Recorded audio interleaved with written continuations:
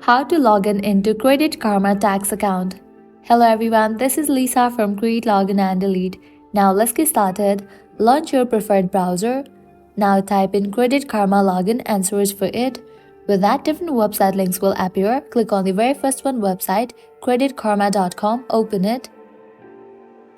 With that, you will be directed to the login page. Now from here, you can easily log into your account.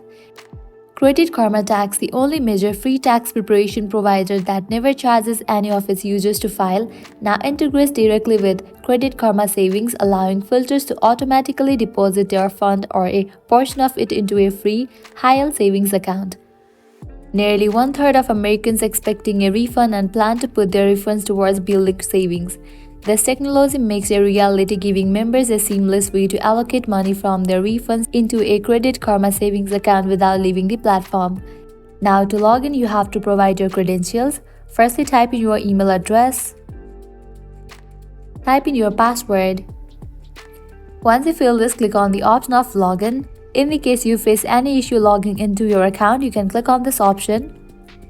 If you haven't registered for your account yet, you can click on this option of create an account and register for your account.